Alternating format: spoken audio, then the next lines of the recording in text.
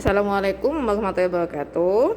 Pada kali ini saya akan memperkenalkan alat yang digunakan untuk memisahkan larutan yang memiliki dua fase berbeda, yaitu namanya ekstraks. Nah, ini namanya ekstraktor. Nah, ini digunakan untuk mengekstraksi sampel yang berbentuk cair-cair. Nah, di sini fungsinya untuk memisahkan zat atau senyawa yang dapat terdistribusi pada dua pelarut yang memiliki nilai kepolaran berbeda. Nah, untuk alatnya ada corong pisah, namanya corong pisah. Kemudian dilengkapi dengan alat ini, ada kerannya, bisa dibuka tutup kerannya. Ini kemudian ada tutupnya untuk mengocok nanti. Kemudian ada Allen Meyer untuk menampung pelarut yang ingin kita pisahkan. Kemudian untuk mempermudah masa pemisahannya, kita menggunakan bantuan klem dan statif dan ring seperti ini. Pertama, kita masukkan ke ring yang akan kita gunakan di sini. Kita masukkan di sini tepat pada ringnya. Kemudian pastikan kerannya pada posisi tertutup ya, kalau seperti terbuka. Jadi ini kita tutup seperti ini, kita putar ke arah posisi tertutup. Ketika sudah posisi tertutup seperti ini, saya di sini akan memisahkan dua campuran seperti ini. Ini merupakan campuran rotan basah dan pelarut N-heksan. Yuk kita pisahkan fase organiknya ya. Pertama kita masukkan dulu pada corong gelas yang sudah pasti tertutup ya.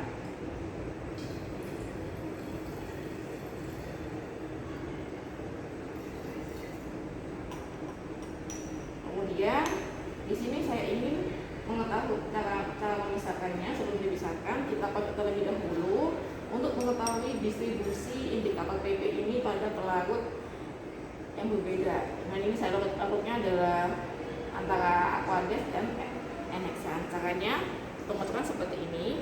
Sebelum kita kocok, kita pastikan keluarkan dulu gasnya di dalam ini. Sudah tutup.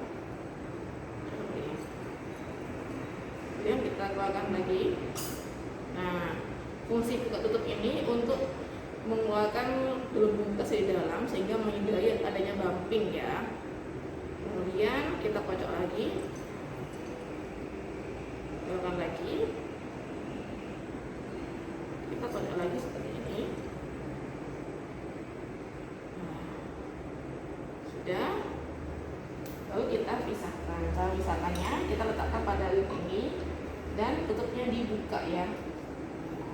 Kita tunggu hingga benar-benar memisah.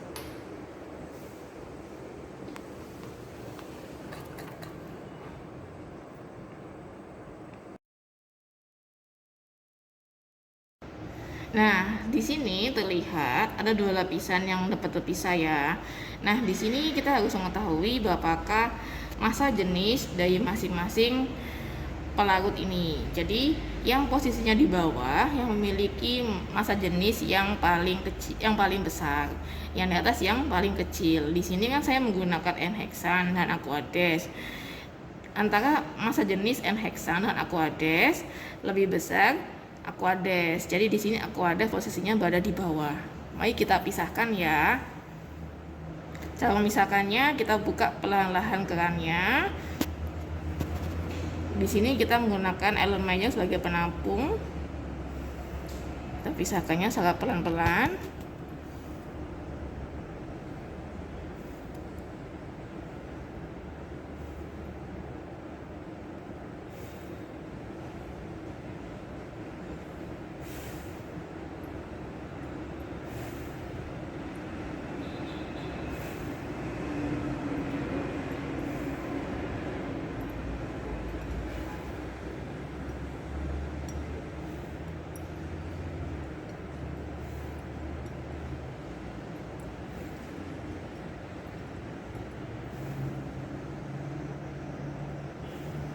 Nah, kalau sudah mendekati ini, kita harus hati-hati, jangan sampai pelarut yang atas ikut.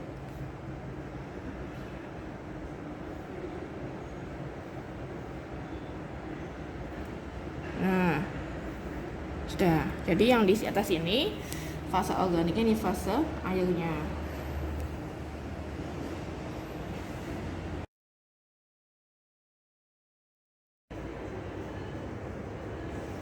Pada kali ini saya akan menjelaskan mengenai peralatan selanjutnya, yaitu colong Buchner. Nah, colong Buchner ini merupakan salah satu alat yang digunakan untuk memisahkan padatan dan cairan atau penyaringan. Nah, bedanya apa dengan colong biasa? Colong Buchner ini ada lubang seperti ini. Lubang ini digunakan untuk menyambungkan ke pompa vakum. Ini pompa vakumnya ya. Kemudian untuk alat penyaringnya atau colongnya, ini ada colong keramik seperti ini. Nah, bagaimana cara menggunakannya? Ini penggunaannya kita harus melapisinya dengan kertas saring. Caranya ini, kertas saring yang kita gunakan seperti ini ya. Ini kita cetak dulu sesuai ukuran lubang colong Buchner ini. Dengan cara ya seperti ini. Jadi kita gambar dulu. Kita sesuaikan ukuran colong Buchner ya. Kita sesuaikan. Setelah kita gambar seperti ini, kita gunting dengan ukurannya ya. Kita gunting sesuai ukuran dengan colong Buchner. Kita gunting yang rapi, sesuaikan dengan lubangnya.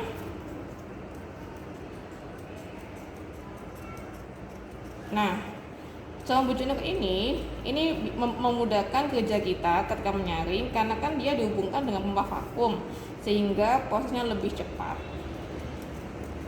Nah, jika sudah bentuk seperti ini, kita pasangkan di permukaan colong Buchner seperti ini ya. Nah, seperti ini. Jika kita melakukan penimbangan yang membutuhkan massa padatan yang benar-benar kuantitatif, kita harus menimbang terlebih dahulu kertas saringnya. Karena ini kita tidak perlu kita hanya untuk menyaring saja, jadi tidak perlu ditimbang. Setelah terpasang seperti ini, kita masukkan ke gelas, ke wadah seperti ini ya. Kita tekan. Kemudian kita hubungkan dengan pompa vakum. Ini pompa vakumnya ya. Ini dihubungkan di sininya. Dihubungkan. Kita hubungkan dengan pompa vakum. Nah, kemudian setelah kita pastikan rapat pompa vakumnya, ini kita nyalakan pompa vakumnya.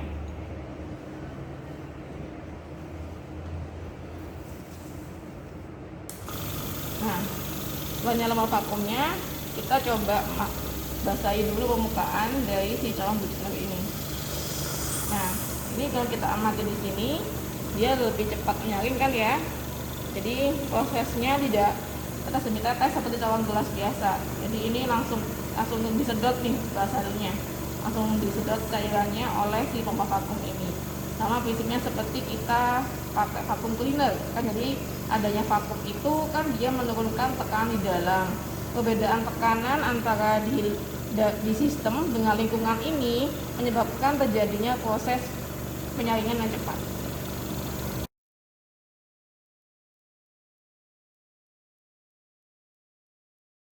Di laboratorium kimia organik, salah satu peralatan yang wajib ada yaitu seperangkat alat untuk reflux untuk proses sintesis.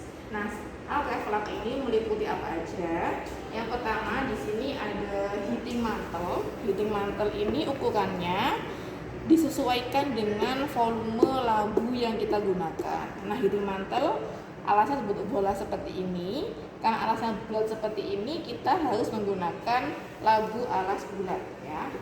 Nah, pada heating mantle juga karena dia kan panasnya tinggi, sehingga dia dilengkapi dengan mantel pemanas seperti ini supaya panasnya terpusat hanya pada labu alas bulat saja.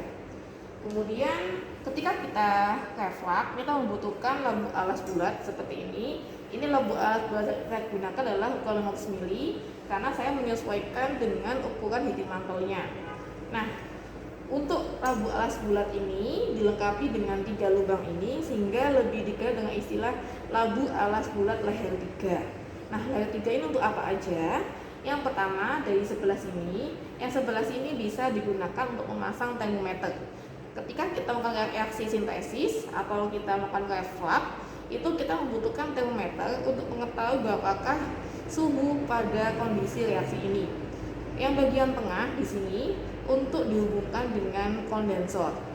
Kemudian sebelah sini untuk memasukkan bahan-bahan yang akan kita sintesis.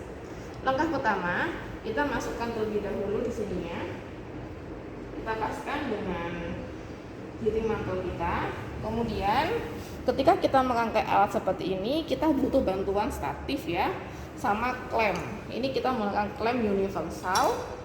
Nah, klem universal ini ada dua rangkai seperti ini. Ini untuk pengaitnya, ini untuk sebagai pencapit alatnya nanti atau untuk klemnya tadi. Pemasangannya di sini pastikan ya, yang bagian seperti ini, yang bagian U ini posisinya di bawah, jangan di atas ya, seperti ini.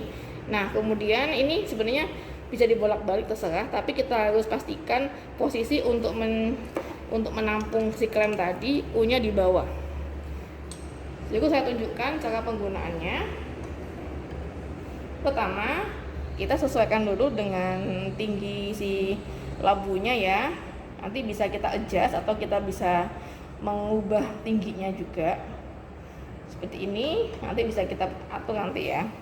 Kemudian ini ada klemnya. Klemnya di sini. Nah, untuk klem itu sendiri, ini kalau kita amati ya, yang sebenarnya yang bergerak itu yang bagian atas yang dekat dengan pemutar ini, yang bawah ini tetap. Jadi nanti ketika memasang alat, yang bagian tetap ini langsung saja ditempelkan ke leher labu ya. Nanti yang bagian ini menyesuaikan. Jadi saya coba di sini. Ini sebenarnya kurang turun ya. Nah, seperti ini. Jadi ini saya tempelkan ke labunya ya.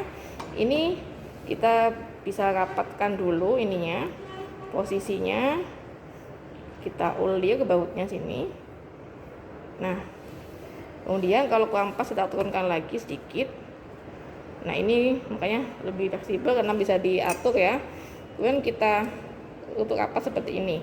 Nah, kenapa di sini klem kita lapisi dengan tisu atau seperti ini? Karena untuk menghindari pecahnya alat. Karena kita nggak tahu berapa kekuatan kita untuk merapatkan ini. Kalau terlalu rapat dia takutnya pecah, sehingga kita lapisi dengan tisu seperti ini. Berikutnya, salah satu alat yang harus ada pada setiap kita lakukan reaksi itu adalah kondensor. Untuk set alat refleks seperti ini, kita menggunakan kondensor bola. Kalau kita amati di sini ada bola-bola di dalam kondensor sini. Mungkin sudah paham ya, kondensor fungsinya apa? Membantu proses kondensasi ketika perubahan fase uap menjadi fase cair, sehingga nanti bahan yang kita lihat di sini tidak ada yang hilang. Karena apa? Ketika menguap dia terkena kondensor yang di sini sehingga dia berubah menjadi fase cair sehingga turun lagi ke bawah. Nah, sebelum memasang ini ada sambungan-sambungan seperti ini, kita perlu menggunakan pelumas atau vaselin. Nah, kita lumasi tipis-tipis aja, nggak perlu terlalu tebal. Pokoknya dia sudah terlapisi dengan vaselin saja. Nah, kita pasang seperti ini. Nah, ya. Kemudian jangan lupa karena ini kan dia belum terapat ya, jadi kita membutuhkan bantuan klem lagi.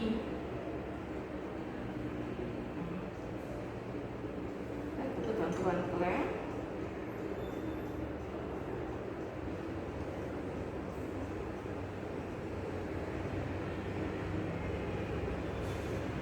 Sama kayak yang di bawah ya. Jadi kita atur yang atasnya.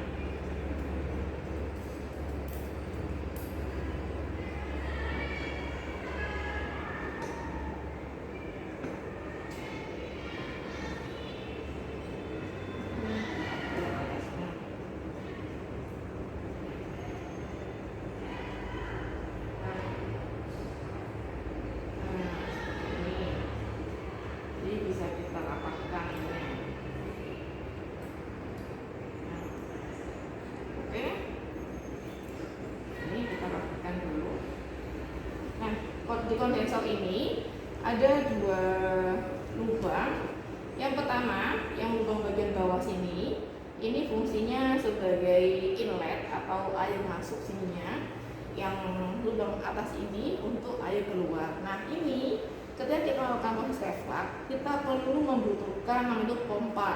pompa air yang fungsinya untuk memasukkan air ke kondensor ini, karena kalau tanpa airnya pun nanti kan dia tidak bisa melakukan proses kondensasi. Di sini kita menggunakan bantuan pompa kecil, ya seperti ini pompanya. Ini kita modif dari pompa akuarium biasa.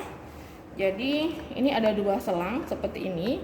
Untuk selang yang langsung terhubung pada pompa, ini nanti masuk ke bagian inlet atau bagian bawah dari kondensor. Saya hubungkan ya. Jadi posisi selang yang berhubungan dengan pompa, ini posisi inlet yang masuk sini. Masukkan. Kemudian yang atas ini ada selang yang tidak terhubung apa-apa seperti ini ya. Ini kita masukkan ke posisi outletnya. Nah, seperti ini, posisi outlet seperti ini ya. Nah, ketika sudah seperti ini, jangan lupa ketika proses sintesis kita membutuhkan, ini kan biasanya proses itu kan membutuhkan suhu yang tinggi sekali untuk menghindari terjadinya bumping atau adanya letupan panas yang hebat itu. Kita menggunakan bantuan batu didih ya.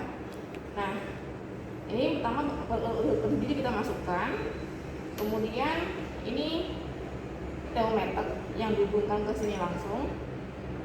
Nah, jika sudah siap bahan-bahannya, silakan dimasukkan melalui lubang ini dengan bantuan colok gelas ya, atau langsung dengan pipet ya, dan kita tutup. Ketika sudah set seperti ini, kita hubungkan stop kontak yang alat yang dari minimal tadi. Kemudian untuk pompanya ini memang sudah tersusun rapat. Ini kita nyalakan terlebih dahulu dengan cara seperti ini. Nah, kalau kita amati, aliran air akan mulai masuk ke kondensor. Nah, mulai masuk ke kondensor ya. Dan nanti karena adanya pompa ini, dia akan mendorong masuknya air tadi ke kondensor. Nanti dia akan keluar ke posisi outlet. Biasanya ini untuk mempercepat terjadinya reaksi kondensasi, kita membutuhkan air yang dingin. Kalau dalam skala laboratorium, kita proses kondensasinya dibantu dengan es batu di pompa ini, ya. Nah, dia keluar ini kan keluar di selang outletnya ini ya. Ketika sudah posisi seperti ini, kita nyalakan alat hitungnya ini. Kita nyalakan caranya seperti ini. Jadi ini kita putar saja skalanya, skala pemanasnya ya. Ada skala 1/10. Biasanya kita sih kalau awal reaksi jangan langsung panas, kita mulai dari yang terendah dulu. Nah, kemudian setelah kita nyalakan, barulah kita tunggu sesuai prosedur yang telah ditetapkan. Oke, selamat mencoba. Nah, begini ya set alat reflux yang lengkap. Jadi yang sudah terhubung ke pompanya ininya. Oke.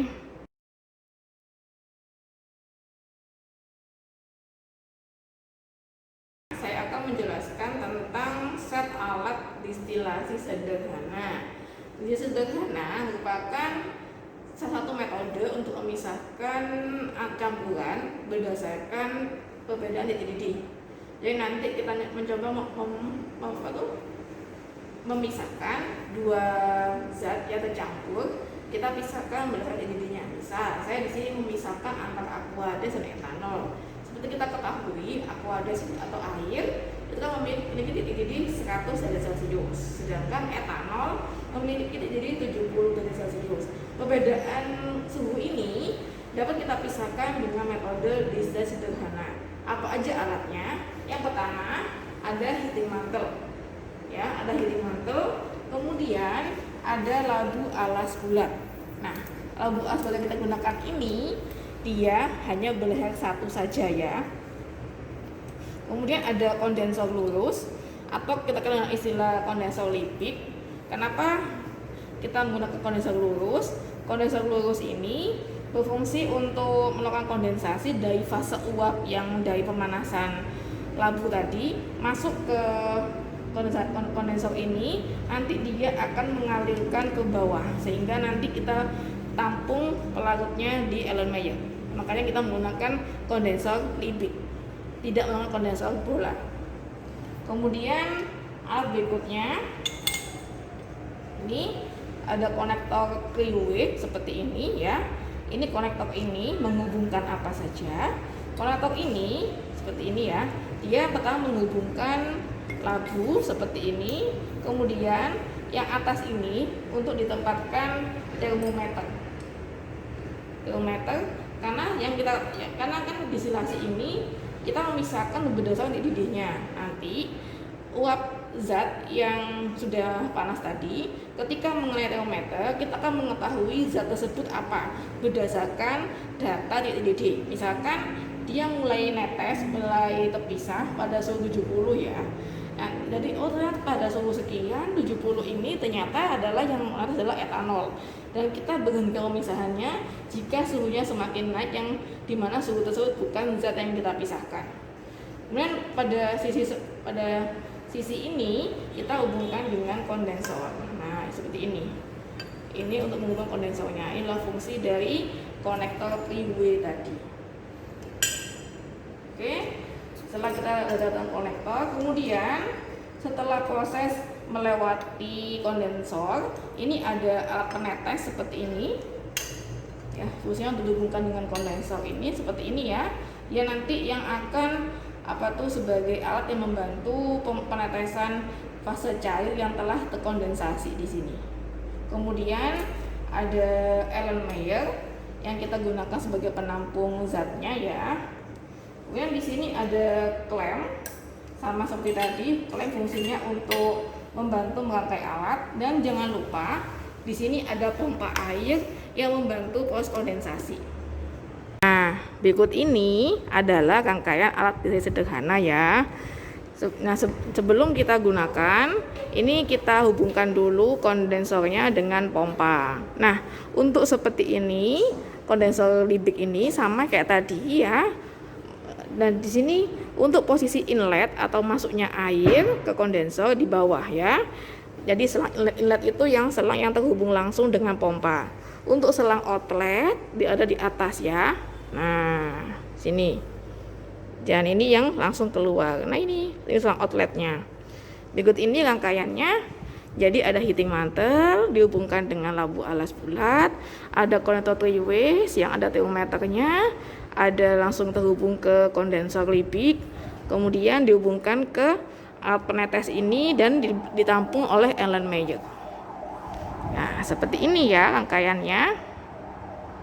Semoga bisa dipahami ya. Dan pada setiap sambungannya kita hubungkan dengan klem untuk membantu rangkaian alat ini supaya bisa berdiri tegak. Oke.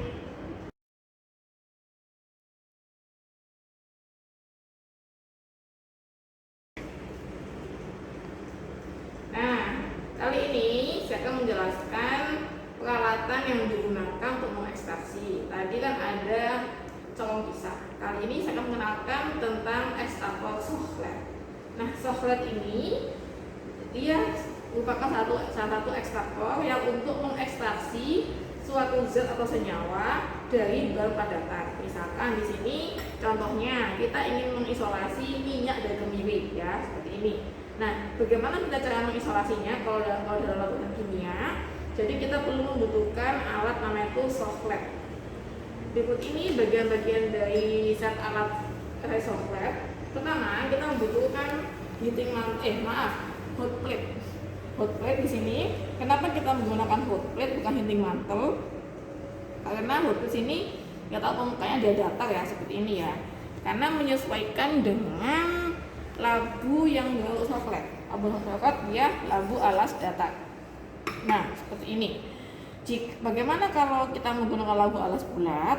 Penggunaan labu alas bulat dikhususkan jika kita menggunakan heating mantle yang memang bulat ininya. Kalau ini kan data jadi menggunakan hot plate seperti ini. Kemudian bagian lagi dari Sochlet ini yang bagian intinya Sochlet. Ini namanya Sochlet sini. Di sini ada yang untuk menghubungkan dengan labu sini ya, sambungan ini. Kemudian ini untuk meletakkan sampelnya atau kita kenal istilah timbel. Jadi nanti sampel yang kita gunakan ini kita cacah terlebih dahulu, kita timbang sesuai kebutuhan ya. Terus kita buat timbel. Jadi nanti sampel ini yang sudah dicacah kita masukkan ke kantong kertas yang kita buat. Ini kebetulan bila kita menggunakan kertas saring seperti ini, jadi kita buat seperti apa ya? Seperti selongsong seperti ini ya, atau seperti kantong. Kita masukkan ke sini, kemudian kita jahit atasnya. Setelah itu kita masukkan ke bagian sampel di sini. Jadi ini misalkan sampel di sini.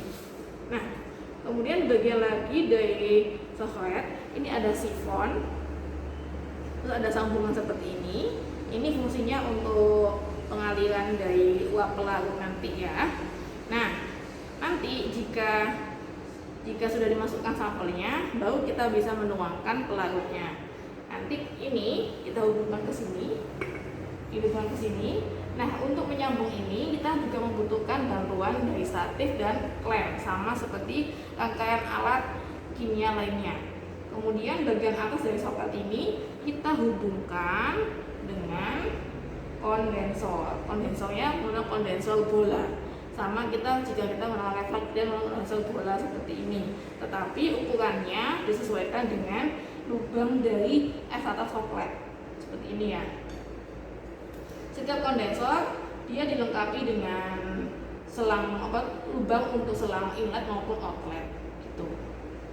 Nah, di sini kenapa menggunakan kondensor bola, tidak menggunakan kondensor libik? Karena apa? Kondensor bola ini mencegah terjadinya penguapan pelarut yang digunakan untuk ekstraksi. Jadi nanti pelarut kan dipanaskan, dia menguap. Uapnya akan naik ke atas mengenai sampel kita. Kemudian ketika mengenai kondensor, uap tadi akan mengalami kondensasi menjadi fase cair sehingga turun kembali ke sampel kita. Nah, jika pelarutnya sudah mencapai tingginya sifon, dengan sifon seperti ini yang dikatakan sifon ya. Jika tinggi pelarutnya sudah mencapai sifon seperti ini, nanti pelarut akan turun kembali. Nah, itulah dikatakan sebagai sirkulasi dalam ekstraksi soklet. Nah, ketika kita menggunakan alat seperti ini, ada kondensor, artinya kita harus membutuhkan pompa air juga. Nah, ini adalah rangkaian alat atau soklet. Jadi di situ ada ada hot plate, ada labu alas datar, ada sokletnya yang bagian tengah itu, ada kondensor bola, dan ada pompa yang untuk mempermudah proses kondensasi. Ya, seperti ini rangkaiannya. Di sini kita membutuhkan klem di setiap sambungan alat. Nah, ini sambungan alatnya. Jangan lupa ketika memasang sambungan alat kita membutuhkan vaselin, ya. Nah, seperti ini. Ketika alat sudah setting seperti ini, tinggal kita bisa setting pemanasnya mau suhu berapa. Nah, jadi ini sampelnya ditaruh di bagian tengah sini ya. Nanti ketika sudah selesai proses soklet atau proses ekstraksi, yang pertama dilepas terlebih dahulu adalah selang bagian outlet. Ini yang dilepas terlebih dahulu ya.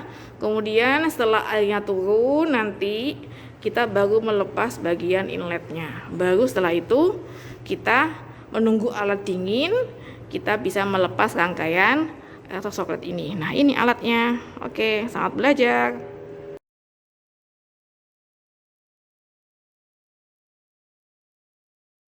Kali ini saya akan menjelaskan mengenai peralatan berikutnya, yaitu set alat distilasi uap.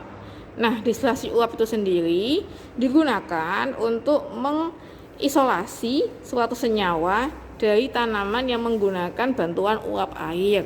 Jadi prinsipnya kalau dalam skala industri rumah tangga itu sama kalau kita kayak pakai panci kukusan seperti itu. Nah, ini adalah rangkaian alatnya. Terdiri ada apa saja? Nah, yang pertama terdiri dari hot plate ya, karena kita menggunakan labu alas datar seperti ini. Kemudian ada labu seperti ini. Labu ini memiliki leher dua ya. Yang satunya yang dihubungkan dengan alat berikutnya. Yang ini tempat untuk memasukkan air ya. Labu yang bawah ini berfungsi untuk menampung untuk memanaskan air ya. Jadi nanti diisi air terlebih dahulu untuk labu yang paling bawah ini. Untuk air ini jangan terlalu penuh ya, diusahakan di bawah leher untuk memasukkan air ini. Kemudian labu yang kedua berbentuk bulat seperti ini. Labu yang kedua ini fungsinya untuk meletakkan bahan yang akan kita ambil senyawanya. Contoh ya. Contoh di sini aplikasi hasil uap adalah jika kita ingin mengisolasi minyak asiri dari daun jeruk. Jadi nanti yang bawah ini diisi air untuk memanaskan, kemudian yang bagian tengah ini diisi oleh daun jeruk yang ingin kita ambil minyaknya. Kemudian dihubungkan oleh konektor, dan ini adalah kondensor Liebig atau kondensor lurus untuk membantu proses kondensasi dari uap air yang telah mengenai si minyak dari tanaman ini, terus ini dibawa ke sini untuk kondensasi, terus dia menjadi fase cair. Kemudian dia nanti dialirkan ke alat seperti ini. Alat ini sama seperti seperti corong pisah, tapi dia fungsinya untuk memisahkan antara minyak dengan air yang dari tanaman tersebut. Oke, nah seperti ini ya. Nah, kemudian karena dia di sini menggunakan rangkaian ada kondensor, pastinya dia membutuhkan bantuan dari pompa air ini untuk membantu proses kondensasinya. Nanti di sini minyak yang ada pada sampel tanaman ini akan terbawa oleh uap air, kemudian naik ke atas ini berupa uapnya, langsung ke kondensor, langsung membentuk campuran minyak dan air sini.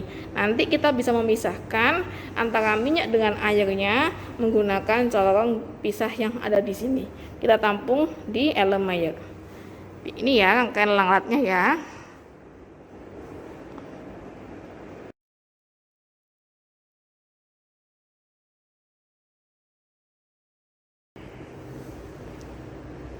Assalamualaikum warahmatullahi wabarakatuh.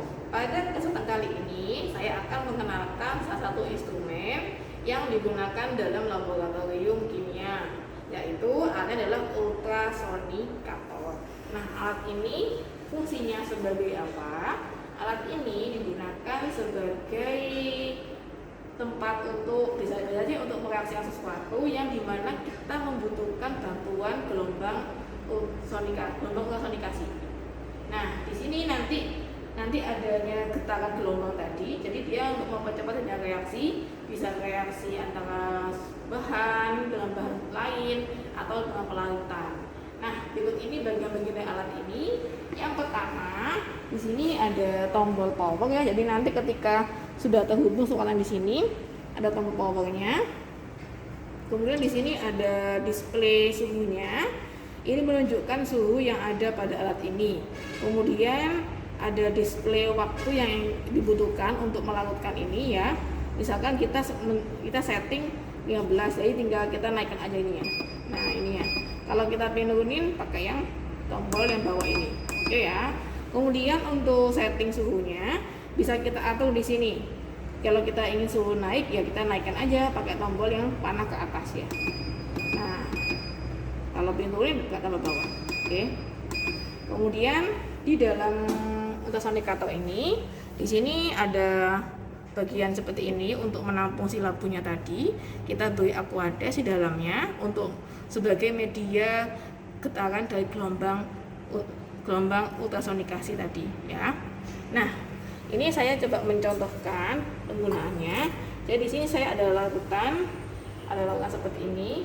Nah, kita masukkan ke alat sini. Nah, untuk banyaknya aquades ini tergantung pada tingginya larutan yang kita punya. Kalau larutannya hanya sedikit, ya sedikit saja. Kalau larutannya hingga mencapai skala sekian, ya sesuaikan saja seperti ini.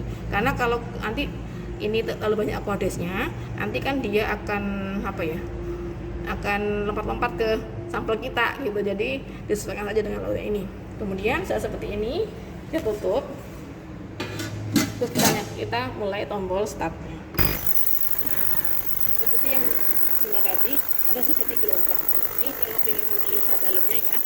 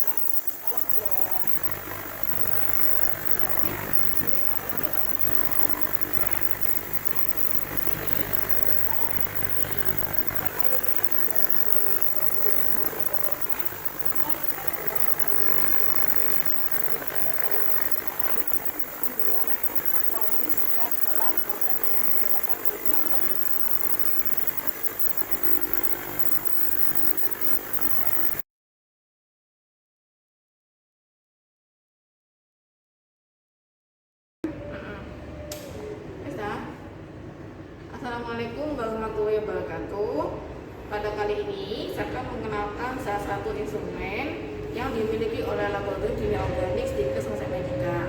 Nah, instrumen ini yang kita namai sebagai lampu UV, oh ya. Nah, lampu UV ini ada dua jenis lampu. Pertama, lampu dengan panjang gelombang 254 dan panjang gelombang 6. Yuk, mari kita sebelum kita coba mengoperasikan, kita lihat dulu bagian-bagian dari lampu UV. Dari lampu UV ini ada bagian untuk dia seperti kompartemen seperti ini untuk meletakkan sampelnya. Di sini ada lubang 2 ya, karena nanti ketika gunakan lampu UV diusahakan hanya tangan saja yang masuk ke sini ya.